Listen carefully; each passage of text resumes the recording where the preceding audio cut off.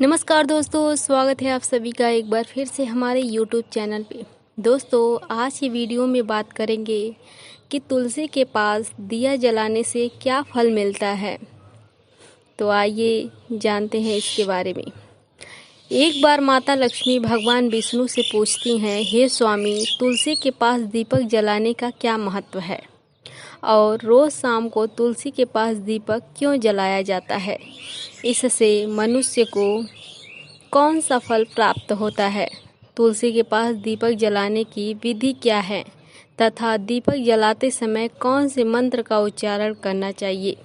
कृपया आप मुझे विस्तार से बताइए।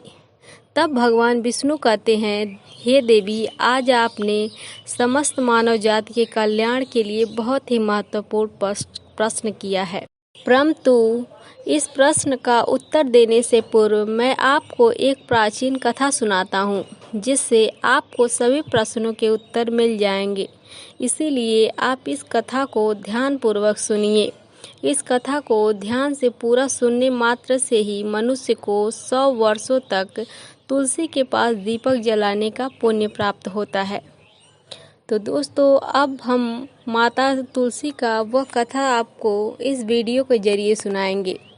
तो आप लोग भी वीडियो में शुरू से लेकर अंत तक बने रहिएगा, ताकि वो पौराणिक कथा को मिस ना कर दें, जो आपको मात्र सुनने से ही बहुत लाभ पहुंचाने वाला है। तो दोस्तों, भगवान विष्णु ने माता लक्ष्मी से कहा, हे देवी, ये रही भागवत पुराण के अनुसार माता तुलसी की संपूर्ण कथा, जिसको आप ध्यान से सुनिएगा।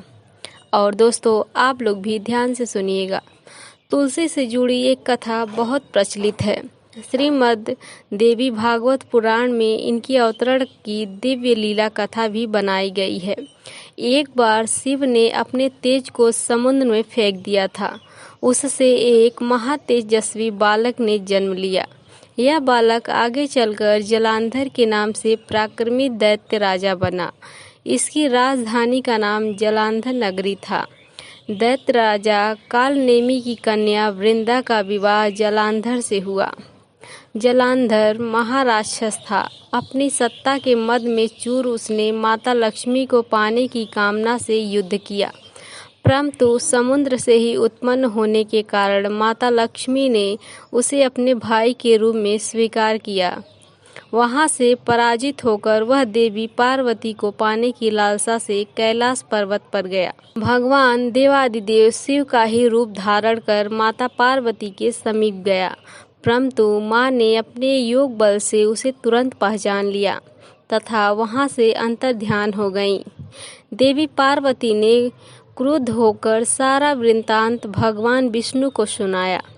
जलांधर की पत्नी वृंदा अत्यंत प्रतिव्रता स्त्री थी।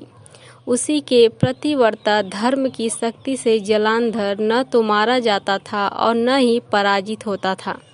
इसीलिए जलांधर का नाश करने के लिए वृंदा के प्रतिव्रत धर्म को भंग करना बहुत ही जरूरी हो गया था।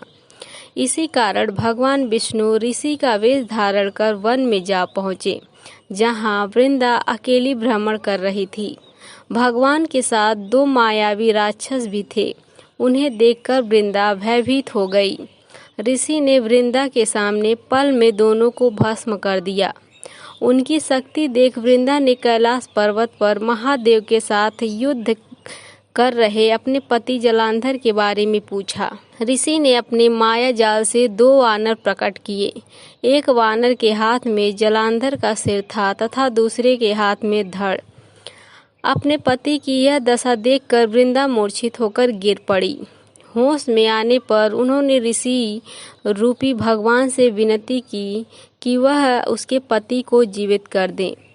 भगवान ने अपनी माया से पुनः जलांधर का सिर धड़ से जोड़ दिया, परंतु स्वयं भी वह उसी शरीर में प्रवेश कर गए।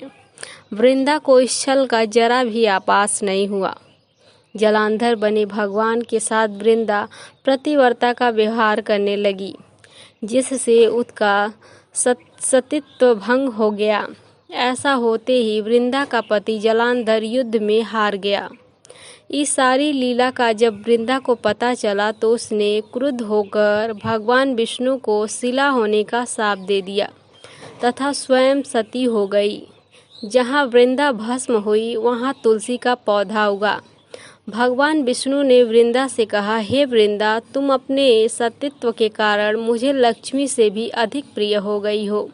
अब तुम तुलसी के रूप में सदा मेरे साथ रहोगी।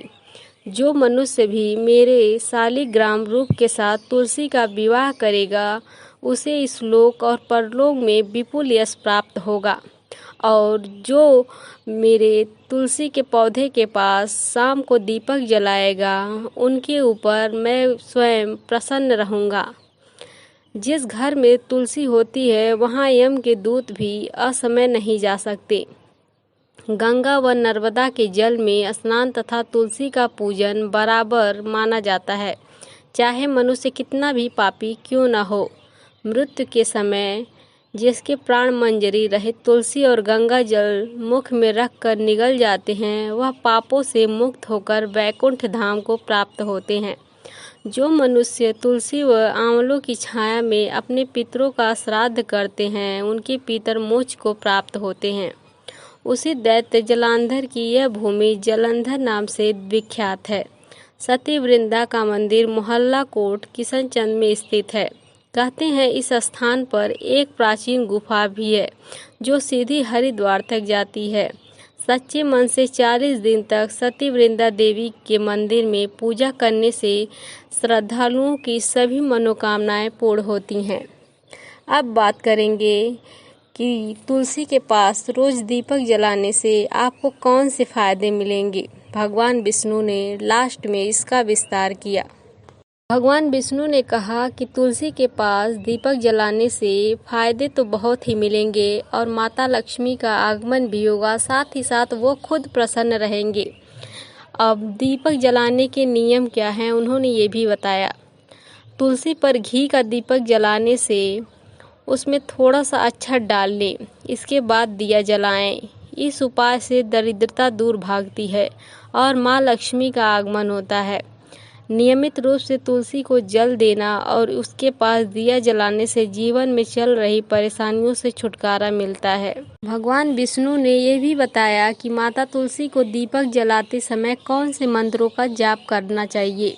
तो आइए हम बताते हैं आपको वो मंत्र कौन से हैं। महाप्रसाद जननी सर्व सौभाग्यवर्धिनी आदि व्याधि हरा नित्य तुलसी त्वमे नमस्तुते।